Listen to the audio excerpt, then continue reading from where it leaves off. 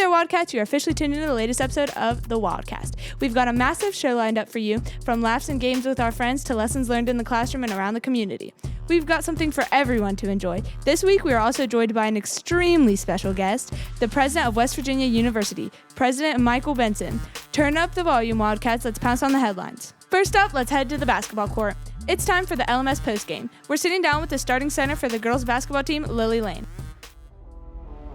Hi everyone, I'm Bella with Post Game Interviews. Today I will be interviewing Lily Lang with the Wildcats girls basketball on their most recent game against Taylor County. The score was 42-41. So Lily, what play do you think helped your team the most in the game? I think motion played a big part of us winning the game because that's our go-to play, and it helped us a lot. How do you think your defense was? Our defense was okay. It could have been better. We had a couple of fouls that was unnecessary, but it's okay. Right. What was your favorite moment in the game?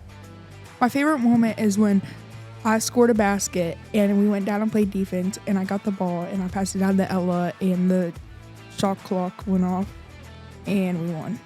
With that being said, and the season almost being over, how do you feel about the conference tournament coming up? I'm really excited to see how the conference tournament plays out, and I want to see if we win because I really want to. Well, that's a wrap with this week's interview. Catch you later. Bye. Who's the greatest of all time? We're looking past LMS to the highlight of a pro athlete who's crushing it. Get ready for the GO.A.T. Hey everyone, welcome back to the GO.A.T, the show where we talk about sports, stats, and awesome athletes. Today's episode is all about the GOATs, and no, not the animals. GOAT stands for the greatest of all time. We're talking about the GOATs of baseball and softball. First up, Babe Ruth, one of the most famous baseball players ever. Babe Ruth hit 714 home runs, which is a record for decades. He also had a .342 batting average, meaning he got hit almost 1 out of every 3 times he batted. That's amazing. Fun fact, he was also a pitcher, so he could throw and hit on an elite level. And for softball, we have Lisa Fernandez. She won 3 Olympic gold medals and had over 1,000 strikeouts in college. She once had a season with an ERA of 0.22. That's nearly impossible. Thanks for listening to the GO.A.T. Let us know who you think the GOAT is. See you next time. Can you spot the fake? Put your detective hats on. Let's play Two Truths and a Lie. Hey, what's up, guys? It's Kinley. And Maddie. Here to play one of our favorite games, Two Truths and a Lie.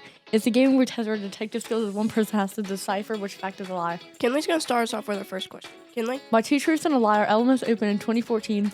There are 400 kids in the first year of our school opening, and the first time LMS cheerleaders won at championships was 2017. Let's be real. I've been going here for 3 years. If I don't get this right, Miss Scott will probably come after me. But I probably have to guess that there were 400 kids in the school the first year it opened. Well, you got it wrong. The lie is that LMS opened in 2014. It actually opened in 2015. Yep, we've only been open to the public for about 12 years. Wow, that's crazy. Well, that's a wrap for Two Truths and a Lie. Did you catch the lie? Let us know. Now let's turn our attention over to Skylar and Tristan as they do the 30-second blitz. Welcome to 30-second blitz with Skylar and Tristan. The question we'll be asking today is how many pro sports teams can you name in 30 seconds? First contestant for the LMS students is Ethan, 8th grader student who is a second baseman for the LMS baseball team. Ready, Ethan? Ready. Go. New England Patriots, Seattle Seahawks, Seattle Mariners, New York Yankees, New York Mets, New York Giants, New York Jets, Tampa Bay Buccaneers, Tampa Bay Rays, Miami Mariners, Pittsburgh Pirates, Pittsburgh Penguins, Pittsburgh Steelers, Colorado Rockies, Los Angeles Angels, Los Angeles Dodgers,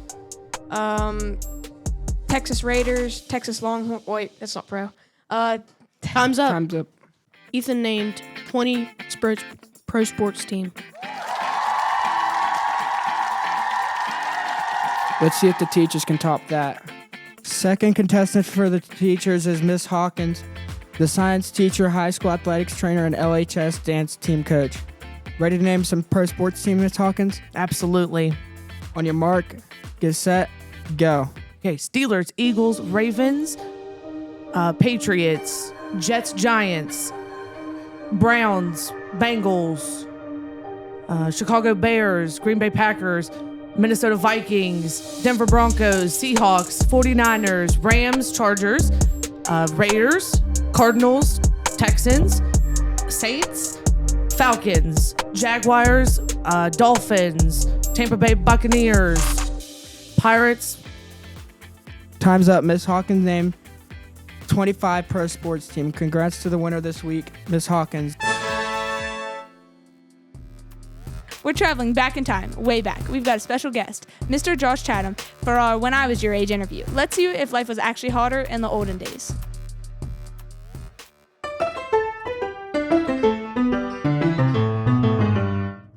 Welcome to When I Was Your Age with Ella, Allie, And Lorelai. Today's owner is Josh Chatham. Yep. So our first question is, what was your favorite thing you did when you were our age?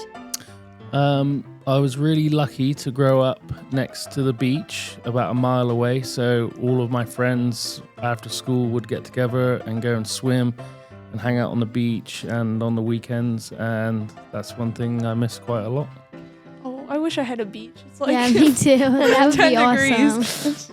Okay, Horrible. if middle school you could see kids today with their sling and phones, what would confuse you the most, and what would you steal for yourself? Okay, yeah, the thing that confuses me the most, and this is a daily thing in my house, is people walking around and FaceTiming each other and Harper. just constantly having it on and not even having a conversation or anything. And then I just hear random other children or people's parents. You caught us. Sorry. I'm like, what is that noise? Yeah, it's like a live link to each other, but not one that I particularly like to have all the time. So yeah, that's one thing that confuses me. And what was the other part? What would you want to take for yourself? No, fashion. No, I don't like Uggs. I don't like Uggs and I don't like Birks. Oh, And, okay. So that's what I'm wearing. I'm wearing Uggs right now. Okay.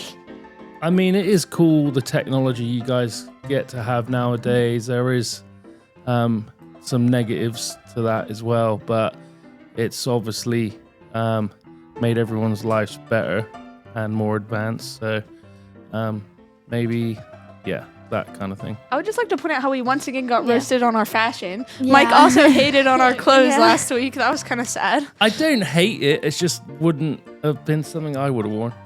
Oh. Wait, the It's boys don't snow- wear it it's as snowing. much. It's comfy. It's snowing Yes. outside and all of you have got slippers on. I'm just lazy, okay? Yeah, I don't want to put on tennis shoes. It takes too much Just work to lace lazy. them up.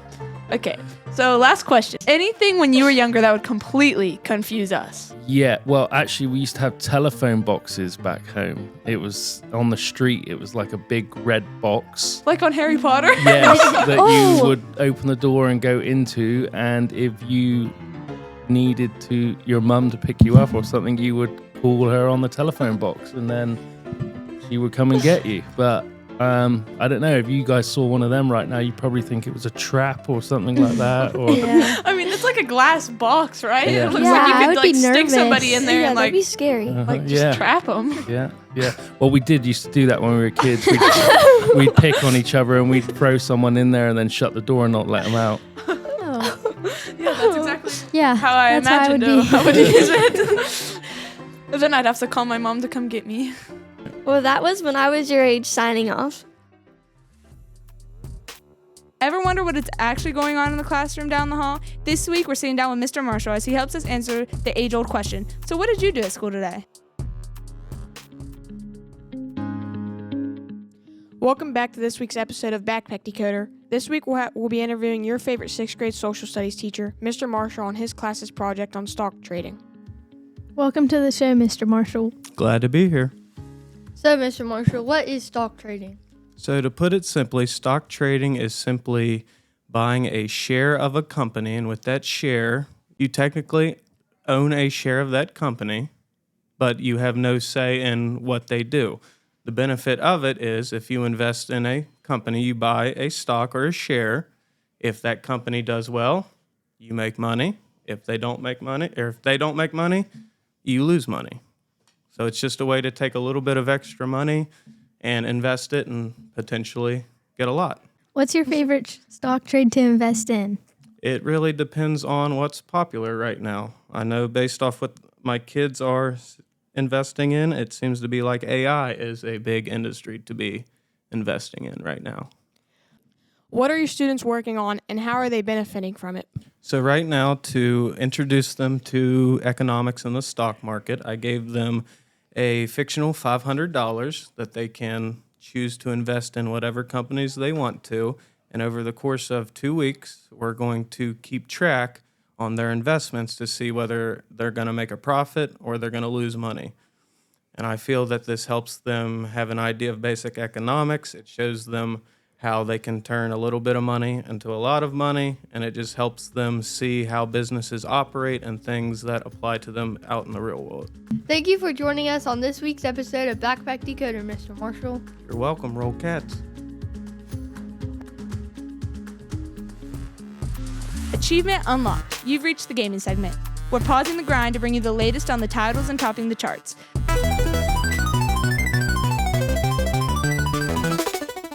Hello everybody, welcome to the games segment. Today, me and my buddies, again, are going to talk about a few games that you might be interested in. I'm going to start off first with Torty Pizza's Pizza Tower, a fast-paced platformer game with intense combat and an amazing soundtrack. It's a constant adrenaline rush and it's like a fast-paced Mario game. It's available on PC and Nintendo Switch. Now I'm going to hand it off to my good buddy Timothy. Hello everybody, it's me again, Timothy Martin, here to bring your daily dose of games. Today's game is called Slime Rancher. It's a game about being stranded on a planet with little slime creatures that have extraordinary powers. And you have to harness their powers and venture through each area to find new slimes and get back home to your family. It's available on PlayStation, Switch, PC, and Xbox. Now my friend Chance will wrap this all up for you. This week's genre is Black Ops, and the game I'm talking about is called Call of Duty Black Ops 2. It is a round-based game, and when you have some friends, it is a little bit scary, but fun. And when they don't revive you, it gets a little bit scary, and you have to work in a team, but when it says, fetch me their souls, it is the scariest part. Thanks for gaming with us this week. Again, see you next time. Time to talk what's in. From the most controversial hot takes to some of the not so serious glow up tips. We're here to tell you what's trending. Okay, welcome back to Hot Takes Over and Friendships. Today's topic is controversial, it's dangerous, and may get us banned from the cafeteria. Okay, hot dogs or sandwiches? I just felt my ancestors gasp. Allie, why would you say with your whole chest like that? A sandwich is stuffed between bread, and a hot dog is stuffed between bread, so they're equals. A hot dog bun is one piece of bread. A sandwich requires two. This is basic geometry, Harper. My goodness. So if I don't cut my sandwich all the way through, it's just not a sandwich anymore? Thank you. It becomes a bread taco. Congratulations. You're telling me Subway has been lying to us this whole time? Yes, and I'm ready to expose them. Okay, if hot dogs aren't really sandwiches, then what are they? They're like their own special thing, like platypus. Mother Nature just made a mistake and said, good enough. If I go to a restaurant though and I order a sandwich, I'll be expecting a hot dog. I'd be calling the police. Okay. But Wikipedia literally says that a sandwich is any filling between bread. Wikipedia also let my cousin edit a page once, so Allie, what are we doing here? Hot dogs are just sandwiches. You're wrong. I will die in this bun-shaped hill. Final verdict, never eating lunch together again. So I guess this is a heated ending to hot takes. 1, 2, 1, 2, 3, release them.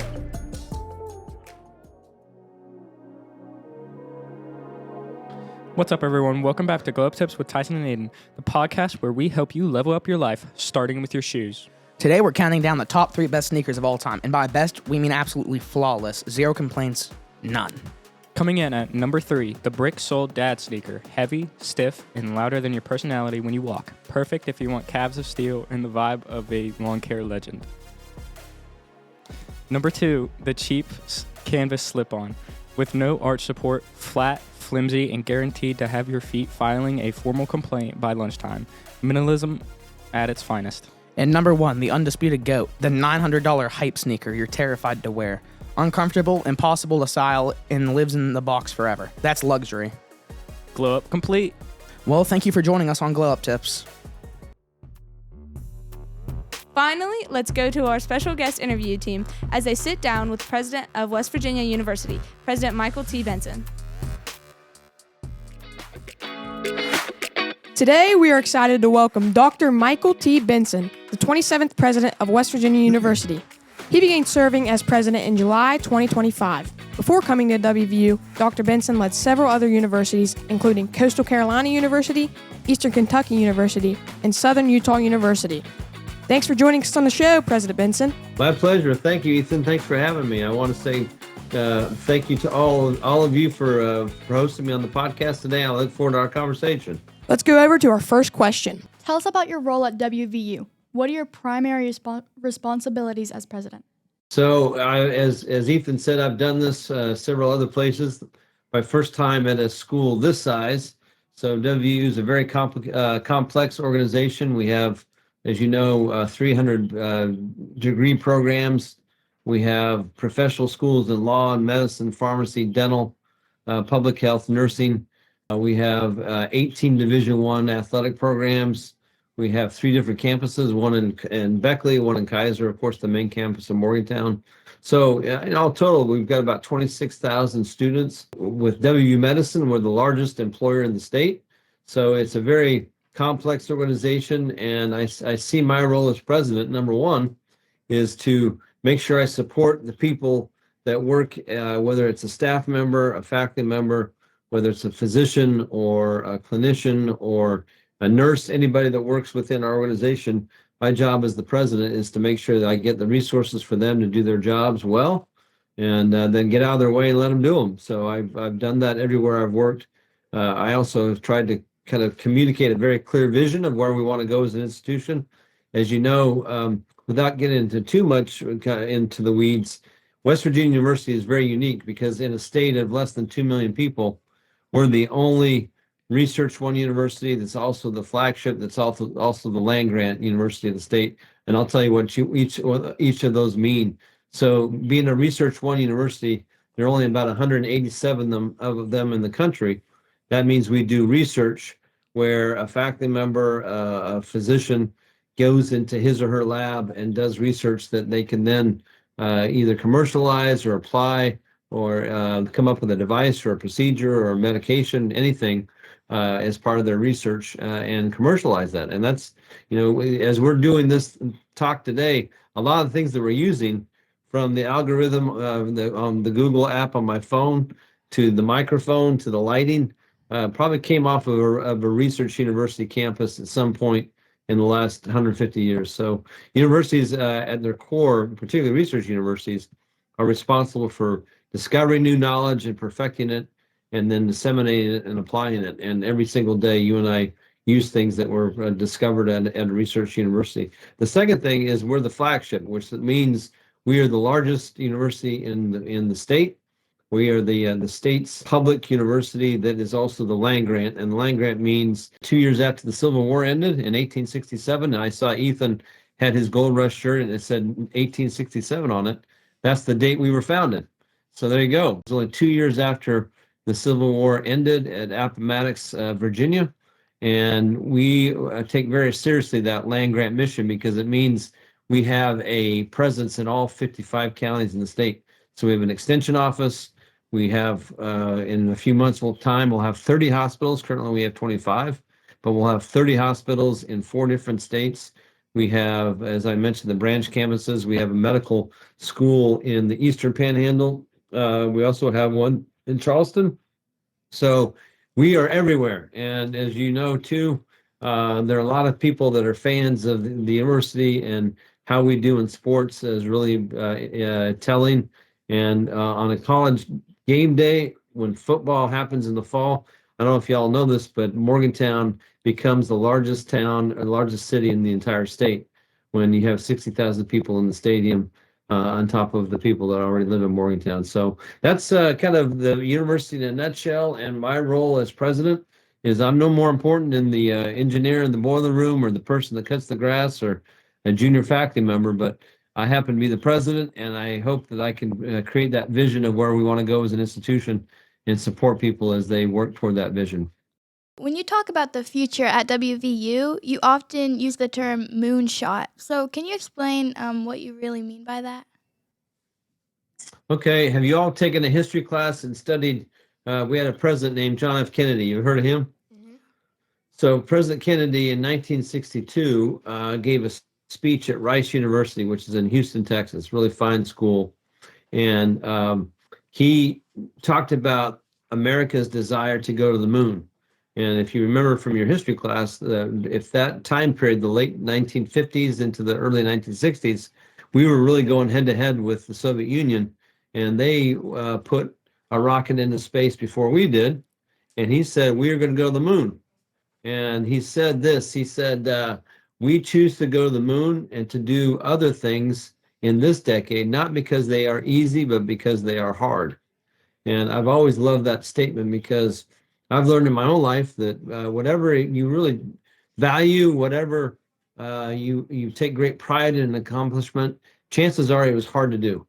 Whether it's an A in a class, or if you make an athletic team, or if you learn how to play an instrument, all those things are difficult. They take practice, they take commitment. So our moonshot, because that is a phrase that I do use often, is to make the university the very, very best that we can. And as we've rolled out our strategic plan, there is a membership that we're trying to get, and that is a membership of what's called the Association of American Universities. And that's the 69 top research universities in the United States. There are 2 in Canada that are also members. And that is a big goal for us, and that's our moonshot goal. So we're going to continue to get better. We're going to continue to do more research and impact more people's lives for good in a really aggressive way in the next coming years. We know that it's important to speak to high school students about their college choices. Do you believe it is also important to speak with middle school students? And if so, why? When we were in Myrtle Beach, my wife started a program called the Teal Tech Experience at Coastal Carolina, and it was focused on 8th graders. And the idea was we had a campus at Coastal Carolina in Conway, South Carolina, that was right next to a technical college. And so my wife came up with this idea that we were going to do a field trip, not to the beach or not to Ripley's Believe It or Not, some of the features down here in Myrtle Beach, but we were going to bring all the 8th graders from Myrtle Beach Middle School to campus. And before they got to campus, they could decide, were they interested in going into nursing, or do they want to be a chef, or do they want to work in the power industry or do a trade, or do they want to come to the university and study history or psychology or fine arts or be a musician? So as the students came to campus, we treated them royally. We did a pep rally to start. We divided up our students at Coastal Carolina, and they took groups of 20 around campus. They visited classes, they met faculty members, they met other students. And then when we told them they could go to the cafeteria, our dining hall, and eat as much as they wanted, they were so excited. And we had a soft serve ice cream machine, and that was very busy for the day. And then we finished it by having, I don't know if you know about Coastal Carolina, but they have a teal colored football field. So it's artificial turf, it's not grass, and it's teal. We let the students come out of the tunnel where the players come out of, and we had the fog machine on, and the marching band was out there, and the cheer squad, and the students ran out on the field. And then we took a picture of them right in the middle with a drone, and we gave each of the 8th graders that photograph of their 8th grade graduation. And I tell you all that because some of these 8th graders had never been on campus. They never talked about going to college. And when we got the feedback from the students that participated, they said, this was the now I have a new dream. Now I know I want to go to college. And this opened my eyes to the possibilities. So that was our intent. We want to make sure we get to students, not just in high school, but 8th graders. So my wife and I have talked about how we want to start that when we get to Morgantown and see if we can start getting 8th grade kids to campus and do the same sort of program, because it was a great way to introduce these students to what is available. It's a great experience. No, thank you. What do you believe makes WVU unique, and what is your favorite part about serving as president? Well, I've been in, this will now be my 4th different state serving as a president, and each of the 3 states before had multiple universities. So when I was in Utah, you had the University of Utah, Utah State, Brigham Young. When I was in Kentucky, you had the University of Louisville, You had the University of Kentucky, you had where I was at Eastern Kentucky, in South Carolina, Clemson, and the University of South Carolina. And when you come to West Virginia, we are the only university that plays at the highest level of athletic competition, offers the most professional degrees, and has, as I said, we have 5 schools in the health sciences, and there are only 11 universities in the entire country that have these 5: medical, dental, pharmacy, nursing, public health. So there are so many uniquenesses to the university that really make it, I think, very, very special. We have friends and colleagues at Marshall University out there in Huntington, and they have a wonderful institution, and they do what they focus on. But we're very different in that we have a law school, we have these professional schools, we have a bigger campus, and we play, as I said, at the highest level of athletic competition. That doesn't mean we can't cooperate and we can't collaborate with Marshall, which we do. And I was just in Charleston last week for a big celebration called Universities United, which talks about ways that we can collaborate. But I really like the fact that we don't have any professional sports teams in the state. And so you think about our Coliseum, the largest venue anywhere in the state where our teams play. By the way, our women's basketball team is number 1 in the Big 12 right now, and they're ranked 18th in the country, which is really cool. Our rifle team is the defending national champion. Last time I went and watched them compete, they beat both Army and Navy. So that's pretty good when you can beat Army and Navy in rifle. All these things, I love the atmosphere that one finds on a game day in Morgantown, and just everything we have to offer. I mean, we have a beautiful Center for the Arts here, and I've gone to concerts there and plays already, and really enjoy that. So all these things that make a town like Morgantown feel like a wonderful college town, and that is because it has a university that offers all these things to the citizens. We have seen some videos and know you are a talented musician on the piano. Tell us about that. Have you always been into music? And when did you start playing, and what has music meant to you over the years? Well, thank you for that question. My mom was a piano teacher, and she started me on the piano when I was 5. And I really did not like it very much. In fact, I hated it. I hated practicing. And then as I got older, I realized how much I heard music, because I have, as I said, the youngest of 6 kids, my brother, and the rule was with my mom is everybody had to start on the piano, and then you could branch out to other instruments. So my brother Steve joined the marching band. He played the tuba. My sister Stephanie was by far the best pianist in the family. She was very, very good. And then my sister Stacy plays the viola. My sister Meg plays the cello. My sister Mary was also in the marching band. She plays the flute. And then at a certain point, I played both the cello and the drums. I love percussion. But now I have in our home in Morgantown my mom's 7-foot Steinway piano that I somehow inherited. So when she passed away several years ago, I got that piano, and it means a lot because that was the piano that I learned how to play in my mom's teaching studio. And it means a great deal to me because I've come home at night after work, and especially during Christmas season, I would sit down and play Christmas songs for a couple hours at night. Really enjoyed that. But I'm trying to teach myself a new piece right now. It's an Elgar piece. It's called Nimrod Variations, and it's a very difficult piece. So the British play it all the time at different ceremonies. I'm sure you'd recognize it. It's called Enigma Variations. And lately I've been learning some new Robert Schumann pieces, but my favorite composer is Chopin. So I love to play Chopin and Rachmaninoff. Those are probably my 2 favorites. So music, you think about it, doesn't matter what language you speak, where you're from, music is the universal language. We hear the music, and it has an impact on us in really profound ways. And there's nothing I enjoy more than sitting down and playing that piano. That's awesome how you know how to play the piano. This is our last question, and we know you work closely with Athletic Director Ren Baker and Coach Rod, and we love the Mountaineers in Shinston. So do you think we're in for a good season this year? I sure do. By the way, there is a state delegate, Delegate Riley. He's the co-chair of the finance committee in the House, and we presented to him just the other day. And we talked about athletics and Shinston, and you're not that far down the freeway from from where we are, so you can get to a game pretty easily. But baseball starts today, and we've made 2 super regionals in the last 2 years, which says a lot. I mentioned the success of our other teams. Our women's basketball team is playing lights out right now. Our men's team, if they've got 7 more conference games, if they can get maybe 5 or 4 more wins, they might make the NCAA tournament.